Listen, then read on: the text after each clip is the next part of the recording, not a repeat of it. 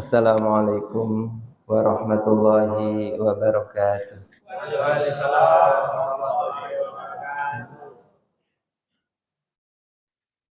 Alhamdulillah mil al-mizani wa muntahal ilmi wa mablagha ridho wa zinatal arsy.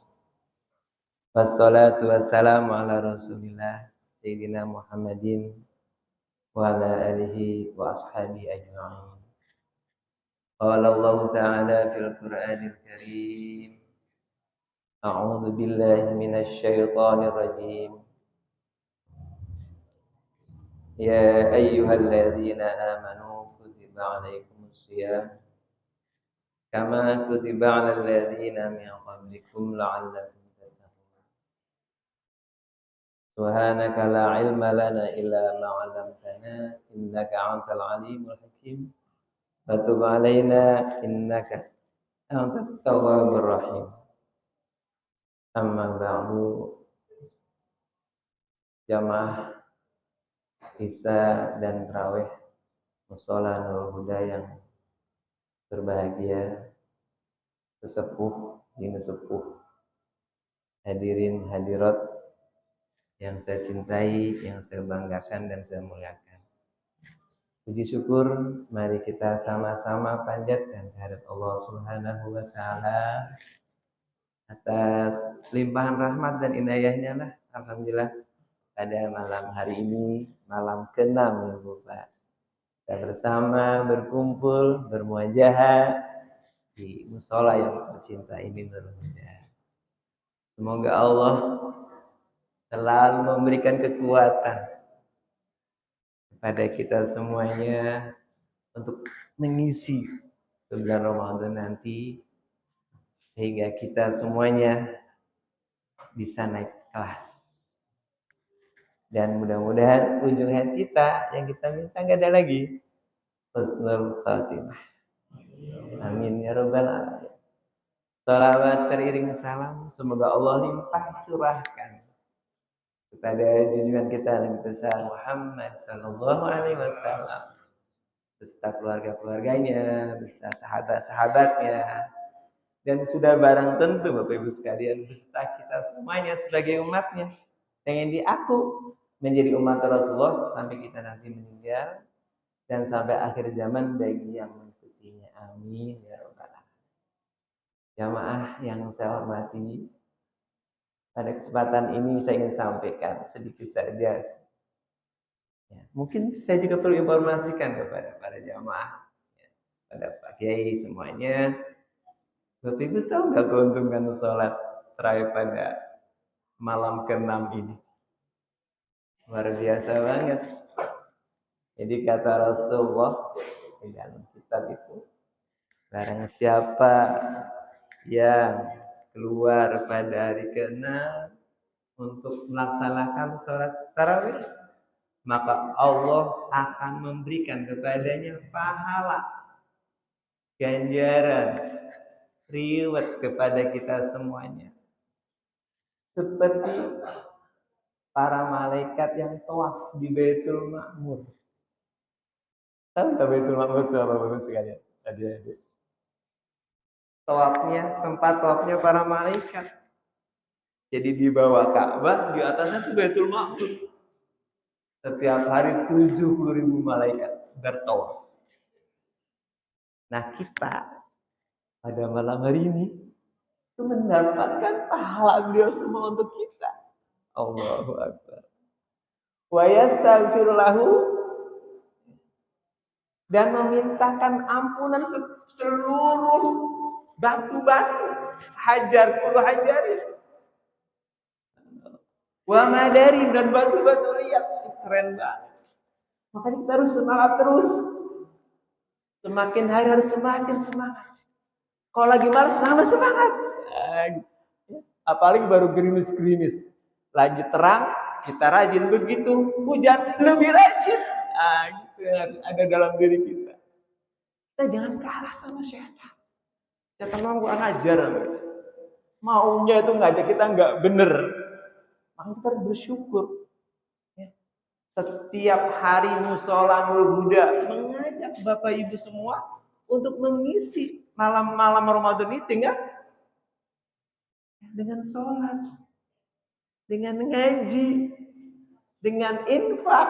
Oh, itu kalau Bapak Ibu lihat di surat Al-Fatir ayatnya 29 30, kata Allah, kalau kalian ingin diampuni seluruh dosa-dosanya dan pengen disyukuri oleh Allah, tipnya 3 aja. Apa itu? Innalladzina yatluna kitaballah. Sungguh, kata Allah, apabila mereka membaca kitab-kitabnya Allah, kemudian melaksanakan sholatnya, kemudian dia berinfak, maka kita berarti sedang niaga dengan Allah, yang tidak akan ada ruginya, pasti untung terus. Jadi ayo tanamkan dalam diri kita bagaimana caranya agar kita sholat selama bulan Ramadan ini kita betul-betul semangat terus dan terus semangat. Bagaimana caranya agar kita semangat? Bisa, ayo atur pikiran kita, mengatur pikiran kita agar daya kekuatan yang ada dalam diri kita akan menanggapinya dan menghasilkan apapun yang Allah berikan, pasti bisa kita hadapi dengan diatur. Kalau nggak bisa, Bapak Ibu sekalian, nggak bisa. Makanya kita harus benar-benar bagaimana caranya agar kita betul-betul bisa mengatur pikiran kita ya karena Allah. Dan itu perlu ada usaha keras. Nggak bisa, nggak ada usaha. Harus ada usaha keras. Bapak tahu nggak? Apa sih yang dikatakan ikhtiar? Ibu tahu nggak apa yang dikatakan usaha? Dikatakan orang itu berusaha, dikatakan orang itu berikhtiar bila Pak? Satu, mau maksain diri. Nah, gitu. Itu namanya ikhtiar. Itu namanya berusaha bagaimana memaksakan anak kita, cucu kita, suami kita, istri kita untuk bersama-sama ke mushola agar musholanya hidup, musholanya berkah, rumahnya berkah, semuanya berkah. Ini PR kita bersama. Penting. Kalau nggak bisa. Setan tuh nggak mau kita ibadah, kita enggak. Setan tuh kalau kita dengar lagi ngaji, kayak disiram timah dia, mencair, takut. Cuman masalahnya kok kita ngaji tetap aja setan datang, karena ada tujuan di hati kita, bukan karena Allah lagi ngajinya tuh. Itu masalahnya. Saya yang pernah suka ngajar ngaji sih Bapak Ibu sekalian, aneh. Dulu kan saya suka ngajar muter-muter Pondok Indah lagi mana gitu. Itu kalau datang ke sana, mereka baru main naik sepeda. Saya datang, begitu datang 5 menit ngaji, muap Pak, muap. Terus saya perhatiin muap itu bener, saya perhatiin. Iya yang nggak disengaja, bener-bener muap. Allahu Akbar, setan dasar setan. Makanya kita jangan sampai kalah dengan setan. Jangan. Lawan itu setan, lawan. Setan itu memang maunya kita itu. Cuman aneh juga, setan itu musuh kita, diajak temenan. Ngakunya aja musuh, tapi nyatanya kita nurut sama setan. Ini yang kita juga aneh juga. Jadi orang dikatakan berusaha bila ada istilah memaksakan diri. Duhur azan, asar azan, segera paksakan kita masuk ke masjid, ke mushola, itu harus. Sebab kalau kita nunggu 5 menit lagi, begitu 5 menit lagi, ada lagi tuh Bapak Ibu sekalian, yang ini, yang itu lah, nambah lagi, lama-lama, tahu-tahu kebablasan sudah jam 3 aja. Jadi begitu Allah memanggil, segera penuhi panggilannya Allah, undangannya Allah. Masa sih diundang RT, diundang Pak Lurah, diundang Pak Kuwu, diundang Bupati, Camat, kita lari-lari. Begitu diundang Allah yang memberikan makan minum kita, yang memberikan hidup kita, abai.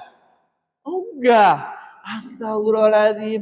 Ini, ya Allah, kebangetan itu. Padahal 24 jam, nggak usah banyak, 50 menit saja. Kalau sekali sholat 10 menit. Jadi harus ada paksaan. Ya biasa sih nih. Harus ada paksaan Bapak Ibu sekalian. Dipaksa. Harus dipaksa. Kalau nggak dipaksa nggak bisa. Yang kedua, orang yang dikatakan berikhtiar bila ada pengorbanan. Ada pengorbanan tuh.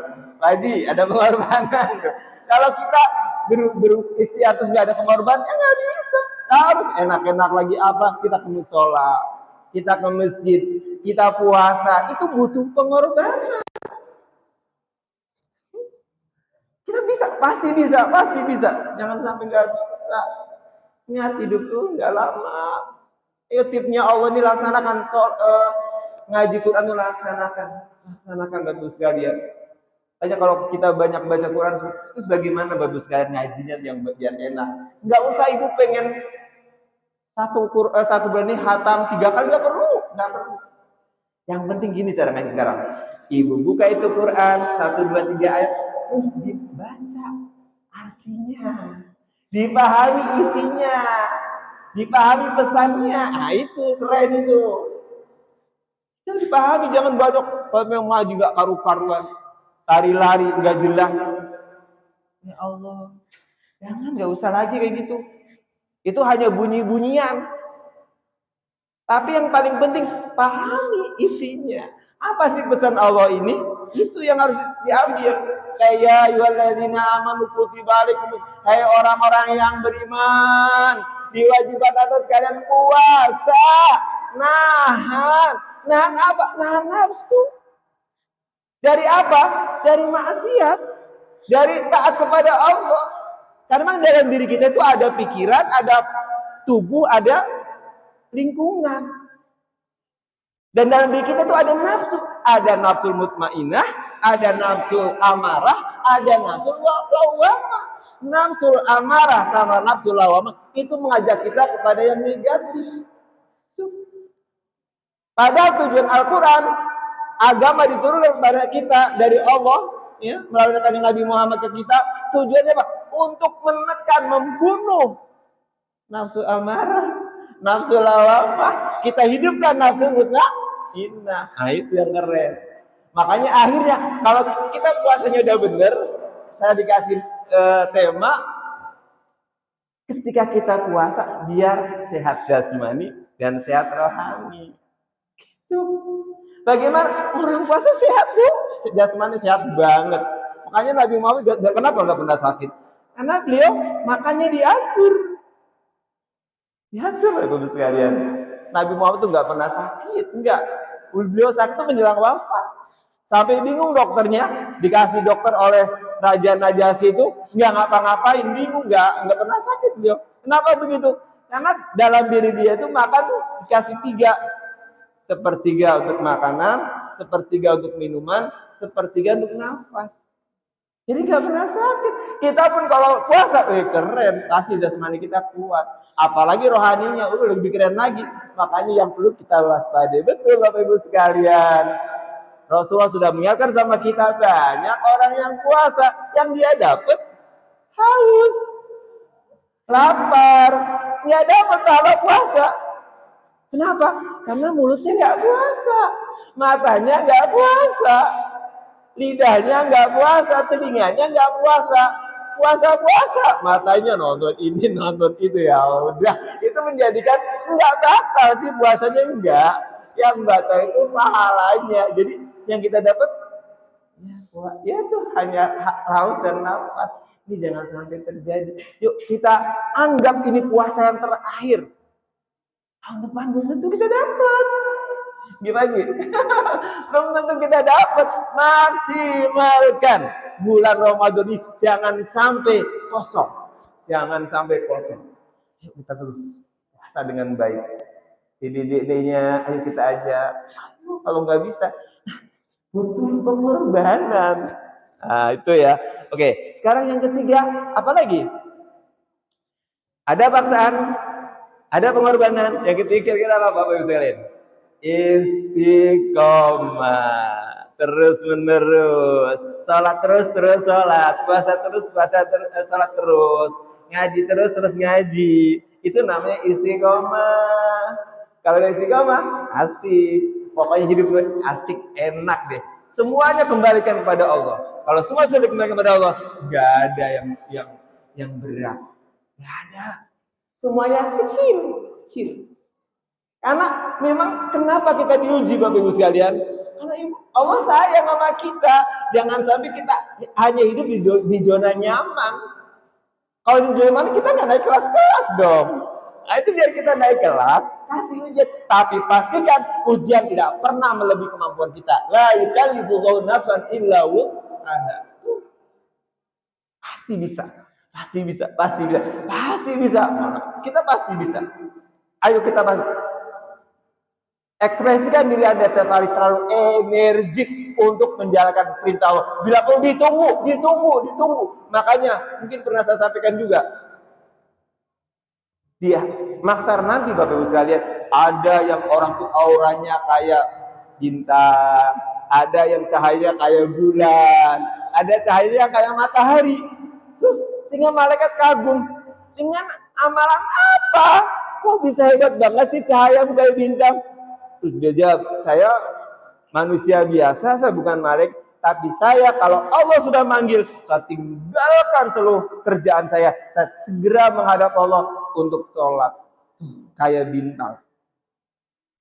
Dan kayak bulan, azan belum bermana kita ada wudhu. Itu keren banget kayak bulan Bapak Ibu sekalian. Terus kalau pengen kayak matahari, azan belum berkumandang, kita sudah di musola, kita sudah di masjid. Itu kayak matahari. Makanya paksakan diri kita. Ingat, hidup itu sebentar banget. Sehari di sana, 1000 tahun di sini. Kalau umur kita 63 tahun kayak Rasulullah, hanya 1,5 jam. Umur akhirat 1,5 jam. Umur akhirat kalau umur kita 63 tahun. Kalau umur kita 125, itu baru 3 jam. Dan udah jarang yang umurnya sampai itu Bapak Ibu sekalian. Makanya itu kita manfaatkan betul. Kata doa yang dipanjatkan oleh Rasulullah, Allahumma ja'al hayata ziyadatan lana fi kulli khair. Ya Allah, jadikanlah hidup saya sebagai tambahan kebaikan setiap saat. Jadi ketika kita lagi seperti begini, semangat.